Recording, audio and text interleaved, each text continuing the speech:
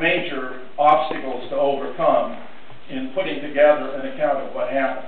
Both the FBI and the Secret Service concluded that day that there had been 3 shots, and all 3 had hit. Jack had been hit in the back, about 5.5 inches below the collar to the right of the spinal column. Connolly had been hit in the back, bullet that passed through his chest, shattered a wrist, exited his chest, went into his right wrist and wound up in his left thigh. And then Jack had been hit in the back of the head by a shot that killed him. This was their conclusion on the day of the assassination, and to the best of my knowledge, neither the FBI nor the Secret Service has altered its opinion. However, it's terribly interesting to know that if you were to go back and watch the, See It Now, which kind of documentary that is less and less frequently rebroadcast, for CBS, for example, you'll see that 2 shots were widely reported on radio and television that day. One was a shot to the throat, and the other was a shot to the head that entered the right temple and blew Jack's brains out the back of his head. So you have these reports being reported by, prominent newsmen like Chet Huntley, talking about how there was this, there was a simple matter of a bullet right through the head, and subsequently being identified as at the right temple, and attributed to Admiral George Berkeley, who was the president's personal physician. And between that report and the report of the shot to the throat, which also came from the front, you get some reactions from newsmen later in the evening saying, for example, this is incongruous. How can the president have been shot from the front from behind? Because the claim was already being made that the shooter had been on the 6th floor of this book depository building.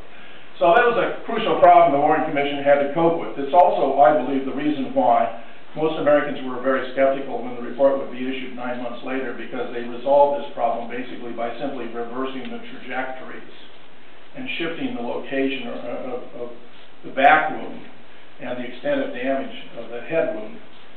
The other problem they had, which would show up later, was that there was a distant bystander. Here he was standing at the location 6, named James Tague.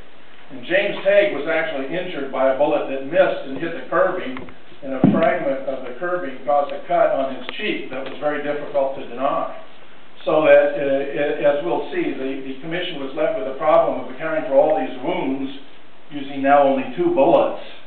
Since if Tague had been hit by a separate and fourth bullet, that would have been too many to have been fired by the alleged assassination weapon of Mannlicher Carcano, which could hit a bolt action of only about 2.3 seconds to manually operate the bullet, which was very difficult, threw you off the target, and created many other problems for a shooter to fire rapidly, and therefore would have required a second shooter, which of course would have implied a conspiracy. And I think it's fair to say that that was a conclusion they desperately wanted to avoid. So here you see a diagram now, not based on observation of the body, but by a Navy artist who was directed by Commander James Humes, who was responsible for the autopsy at Bethesda, where the body was forcibly removed from Parkland in violation of Texas law. And you can see already that the wound has been moved now from the back upward to the base of the back of the neck. Now this would now be what was supposed to be a single shot that went through Jack's neck without hitting any bony structures, exited his throat. So now by moving the back wound upward, you've accounted for the 2 wounds with 1 bullet. Goes in the back of John Connolly, shatters the rib and all that, and yet emerges virtually pristine, as I'll show you later, which has caused it to be referred to as the magic bullet. And here's the second shot, then allegedly the one that killed Jack, hitting him in the back of the head. And on a trajectory, there are a number of problems here, but the key point I would make is that the artist didn't have access to the body and was drawing what he was told to draw.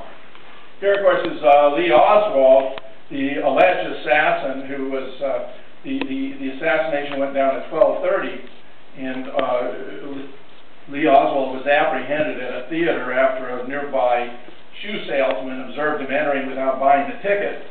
Nevertheless, there was a massive response in force. You must have 20 or 30 police officers and detectives and all this for this guy who walked into a theater without buying a ticket.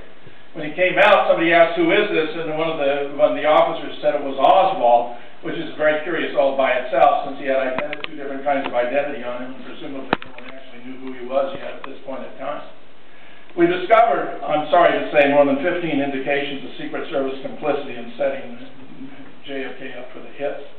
They left 2 Secret Service men behind at Love Field. These were men who would have walked beside or run beside the limo or been on the back of the limo. They didn't valve the manhole covers. They let the crowd spill out into the street, look at this. They didn't cover the open windows. They took an improper motorcade route. It's violation of Secret Service policy to have any turn greater than 90 degrees. There were 2 other routes they could have taken here. One was come right up Elm Street where you would have had a slight incline. The other would have gone continuously up on Main. Both could have gotten you to your destination where Jack was going to give his talk. But those other routes wouldn't have required that the limousine be slowed down. I'm convinced that the idea here was to take the strong turn to slow down the limousine and make it easier to assassinate the president without alarming the occupants.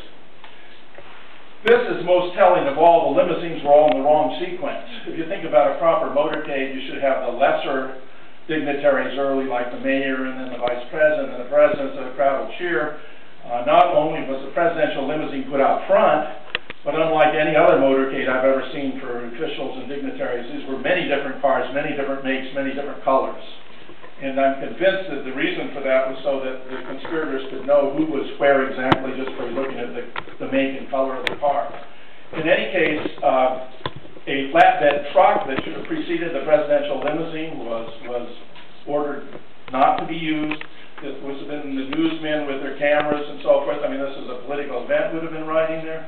And his military aide was shifted from sitting in between Greer and Kellerman, where he normally would have ridden, to the very last vehicle where he was accompanied by none other than Admiral George Berkeley, the president's personal physician, which is very odd indeed, since you consider that means that if the president actually needed medical attention, the physician would have been in the least convenient position to reach him to provide it.